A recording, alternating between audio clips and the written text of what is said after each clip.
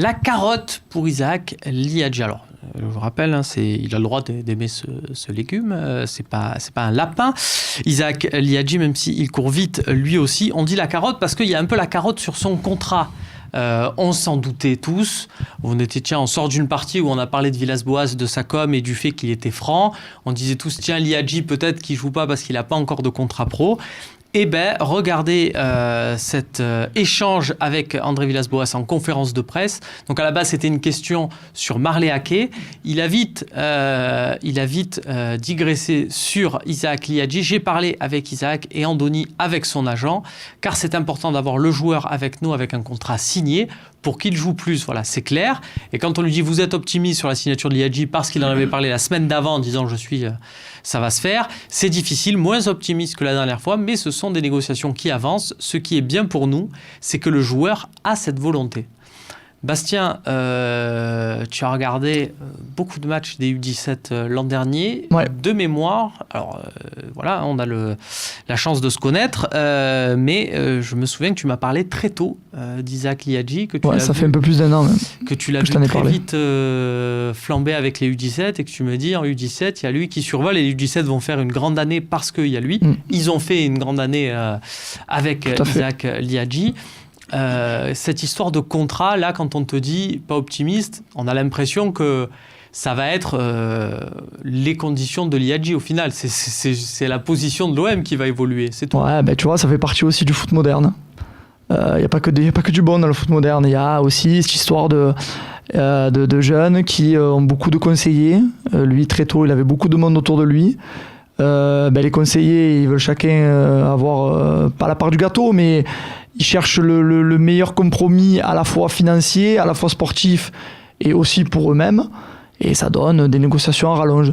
Je pense sur la déclaration de Villas-Boas que la semaine dernière, quand il a dit je suis optimiste, je pense qu'on est venu lui dire aussi n'en parle pas, laisse faire les choses. C'est pour ça qu'il a dit moins optimiste. Mais je pense que c'est statu quo, moi, sincèrement. C'est-à-dire, Isaac a envie de rester. Andoni a fait une très belle proposition, je pense. Ça réfléchit, il y a des points qui tiquent, et c'est pas forcément sur le financier que ça tique, attention. Il y a beaucoup de sportifs, ils réclament du temps de jeu, notamment avec les pros. Enfin, ils réclament, c'est pas Isaac qui réclame, il n'est pas encore en maturité de dire je veux jouer avec les pros.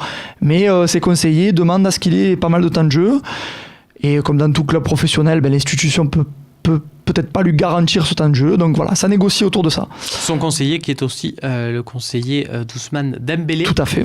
Voilà, qui a bonne presse, comme on dit, qui a ses entrées, ses ouvertures dans des médias importants.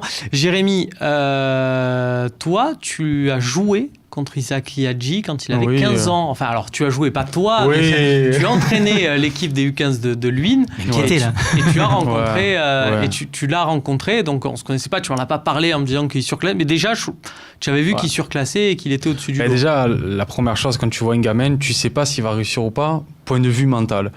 Mais point de vue qualité, quand il avait déjà 11 ans, même si 11 ans c'est très tôt, tu savais qu'il avait des qualités. Il y a 3 ans, donc il joue avec les U15. Moi, personnellement, et pas besoin d'être un spécialiste, tu le vois jouer en U15, tu te dis, lui, si tout va bien, il va signer pro. Tu te dis ça à 15 ans. Mais le problème, c'est que, alors peut-être c'est l'ancienne direction, quoique non, Hérault, il est arrivé à sa nouvelle direction, il comptait pas du tout sur lui.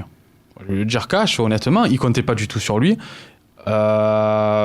Même ses représentants, parce qu'avant qu'il y a le représentant d'Ousmane Dembélé, il y avait une autre personne, même cette autre personne me disait l'OM ne compte pas sur lui, mais il ne comptait pas du tout sur lui. D'où aujourd'hui le problème du contrat, c'est que les agents, ils veulent profiter. Ils ont pris le petit pour un imbécile depuis des années, jusqu'à que Villas-Boas... Il y a aussi ça, il y a aussi un petit sentiment de revanche, et enfin, de revanche, je m'entends, mais parce que ça arrive sur le tard. Jacques, tous les contrats à l'Olympique de Marseille, les jeunes, où on a finalement tergiversé, et puis sur le tard, on s'est dit non, en fait, ils sont pas mal. Ça s'est plutôt mal terminé. Enfin, il y en a les exemples de Mathieu Flamini. On peut avoir un exemple d'André Ayou, qui est resté, mais qui est parti libre parce qu'il avait un contrat qui lui permettait chaque année de gagner plus et plus encore.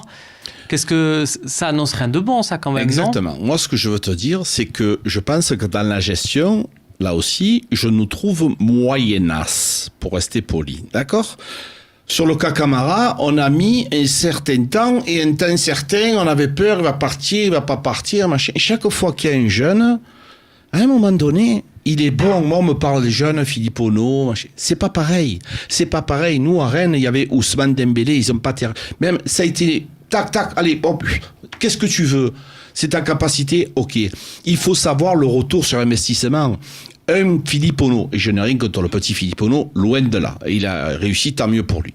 Ce que je veux te dire par là, c'est c'est un petit qui va t'apporter de l'argent. Un retour sur investissement probable et pratiquement certain. Oui, alors on précise pour ceux, parce que tout le monde ne regarde pas les jeunes, Philippe Ono est un élément défensif, un milieu défensif, là où Isaac Liadji est un élément offensif qui, comme on dit, fait lever les foules. Donc est susceptible d'être vendu très cher. En Angleterre, on voit encore que Ismaïla Sarr a été transféré pour 40 millions d'euros à Watford. C'est ça. Et puis ce qui peut faire avancer doucement les négociations, c'est que justement, tu parles de l'Angleterre, c'est qu'il y a des clubs anglais qui se sont intéressés à lui l'année dernière. Je peux te le dire personnellement. Ils ne commencent pas, Bastien. Ils ont acté. Le gars, si aujourd'hui, on ne va pas tout dévoiler, mais le gars, il a des propositions. Il a des propositions nettes et précises. D'accord, voilà.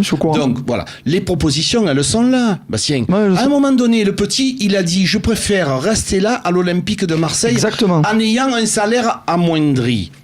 Ok, ce que je veux te dire, c'est que Ousmane Dembélé, qui était à Rennes, il avait du talent, mais le petit l'a dit, je vois la même chose. On a tous des qualités et des défauts dans le football. Moi, ma particularité, c'est de voir les talents futurs. Depuis longtemps, il y a d'autres choses que je vois pas, que des entraîneurs voient. Moi, je vois la potentialité des enfants. Et mon ami Jérémy... Tu as vu mon talent. Ouais, toi, je suis persuadé que c'est pas possible.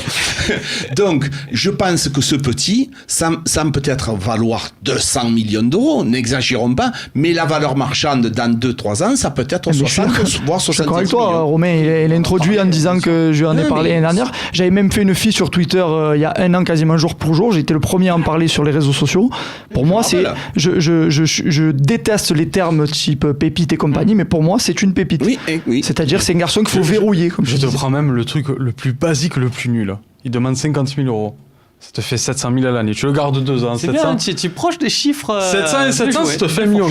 Tu prends les Watford, n'importe qui te l'achète 10 millions. Je prends le truc le plus basique, bas. Tu as gagné presque 9 millions. Exactement. Et tu es quand même gagné contrairement à depuis 3 ans. Alors que tu as perdu avec Payet. Depuis 3 ans, on perd. On achète des joueurs 30 millions, on n'arrive pas à les vendre 1 million. Pourquoi on se réunit à plusieurs et on investit, on le paye nous, son salaire. On le laisse à l'OM maintenant. Les petites différences, c'est que déjà, l'OM, ils réfléchissent les montants chargés aussi. Et je pense qu'ils ne demandent pas un contrat de... Même si tu penses le revendre dans 2 ans, il faut se dire aussi si le gars... je pense qu'ils demandent des contrats de 5 ans, des trucs comme ça. Le truc pour l'OM, c'est de se dire, voilà, s'il me demande 100 000 euros à son âge sur... Et ce qu'il voit aussi, je pense, mais tu l'as dit aussi, après, il faut reconnaître la pépite par rapport aux autres. Mais si lui, on commence à lui donner ça, et oui, il va tous demander ça. Même si lui, le mérite sûrement... Voilà, je m'excuse de te couper là-dessus. Lui... C'est différent des autres. C'est-à-dire que d'abord, c'est un attaquant. D'abord, il a des qualités. Et tu dois te dire, avec ton œil, c'est celui qui va me rapporter de l'argent. Ton centre de formation, il est fait pour ça. Ça sera une valeur base. On le voit d'ailleurs avec les jeunes aujourd'hui qui ont vu le contrat de Camara et qui demandent... Comme Camara, même si ça se saurait, s'il y avait des Boubacar Camara... Alors là, je rejoins Jacques à 150%. L'institution, elle doit être plus forte. Elle doit dire, ouais, mais attention, vous êtes tous des garçons intelligents. Vous pouvez quand même comprendre qu'un milieu défensif ou un gardien, sur le marché aujourd'hui, c'est pas la même valeur qu'un dribbleur offensif. Sauf qu'il parle pas à Isaac Liadji ou à Boubacar Camara. Il parle aux deux mecs qui est à côté là. Et l'institution, elle doit être. Sauf si c'est Luis Campos, le directeur. Bon, ça c'est pas. Moi, c'est la petite parenthèse qui m'a toujours fait rire. Les joueurs qui disent c'est mon agent qui s'en occupe. Moi, je suis joueur de ballon. J'appelle l'agent. Bon, nous des négociations. Parce que moi, justement, je veux signer là. C'est bon, signe. Allez. Très jeune. Je pense que je t'aurais pris à l'âge de Liadji. Tu aurais peut-être pas tenu ce discours. Piotrek, tiens, Morlaix qui nous laisse sur Facebook un message. On le remercie. L'échec des négociations avec Liadji pourrait-il précipiter un départ de Zoubi? Est-ce que, Bastien, ça n'a pas quelque part précipité le départ de Cassini? Parce qu'on parlait des personnes qui ne croyaient pas en Liadji. Bon, Jean-Luc Cassini n'est pas un très très grand fan et au final, il est plus directeur du centre. On voit que ça... Je sais pas, je pense pas que ce soit lié. Zoubi, je pense qu'il y a d'autres histoires, notamment liées à l'équipe première sur des ventes qu'il n'a pas réussi à faire cet été. Je pense que c'est plus ça. Et je veux insister, Arrière moi. gauche, il y a une. Ouais, arrière une gauche, liste oui, il y a un une peu Peut liste. qui être se- le qui se prétexte, remplit. oui, peut-être. Surtout de pas réussir Mais à pas- avoir. Non, ça sera pas Pas la la raison. cause. Après, je veux insister sur le fait que l'IAG, c'est pas forcément le financier qui tique, parce qu'on parle beaucoup d'argent. Après, les gamins, ça les fait passer un peu pour des. Déjà, ils s'en occupent pas. Je vous le dis honnêtement, ils s'en occupent pas Et du moi, tout. et moi, honnêtement, je pense pas que Et ce je soit pense- Zoubi qui gère. Hein. Ah si. Alors là, je te dis que C'est si. lui. Et il adore lui. Pour le coup, Non, s'il y avait mais- un mec à l'OM qui adore l'IAG, c'est Zoubizarreta. Non, mais qui le gère dans le sens où, je sais pas, c'est pas le président plutôt qui dit négociations, bon, tu pour les parles avec négociations. les- Vu la situation de Zoubi actuellement, tu as peut-être raison. Ah, ça, on en reparle, on en a parlé déjà dans le précédent talk, c'est vrai. On va passer, tiens messieurs, aux questions-réponses. On a fait le tour là du point actuel sur. tu Juste peux rajouter avant quelque la chose, fin, bien sûr. puisqu'on a parlé beaucoup de tout le contrat, tout ça et tout, mais juste, donc quand il aura son contrat, il va jouer beaucoup plus. C'est ce que vous avez Normalement, compris oui. ou pas? Oui, Parce que normalement, voilà, est-ce que ce joueur-là, en cours de saison, petit à petit, va devenir un des... Toi, on sent que Voilà. Radonjic, tu n'en peux plus. Hein Voilà, j'ai besoin de Mais savoir. c'est quoi? Je vais te répondre à ça. Contre Dijon, tu avais Radonjic à gauche et Liadji à droite. Ils ont joué peut-être 15 minutes chacun, les deux, en même temps après. Ah sont ouais, rentrés. c'est vrai qu'on a vu que- Liadji, Il y a il pas était photo. plus dangereux que Non, Radonjic. non, mais Je suis au-delà de d'accord ça, enfin, les 10 minutes du match à Dijon, les 10 minutes de la fin, le plan de l'Olympique de Marseille, c'était on donne le ballon à Liadji sur le côté, on attend de voir qu'il se passe quelque chose. Enfin, je me mets à la place d'autres joueurs de l'Olympique de Marseille qui étaient présents sur la pelouse à ce moment-là. Il y a un petit sentiment de honte quand même qui devait être là, parce que si c'est les tout meilleurs, le repose petit, hein. sur les épaules du mec qui fait ses premières minutes en Ligue 1, Ah oui, mais c'est techniquement le meilleur. c'est qu'il y en a qui, voilà. sûr. Enfin, on salue. Il y en a un qui a déjà connu ça, c'est Valère Germain à Monaco, qui a vu démarrer Kylian Mbappé. Bon, sans comparer Mbappé et Liadji, mais voilà, il y a des fois des gens, l'âge n'attend pas. Et puis Talent. sur les jeunes, juste pour conclure, d'après les infos, les retours qu'on a, ils font vraiment de très bonnes séances d'entraînement. Donc ils sont pas du tout dans la catégorie. Tu sais, quand tu t'entraînes, Jacques connaît bien ça.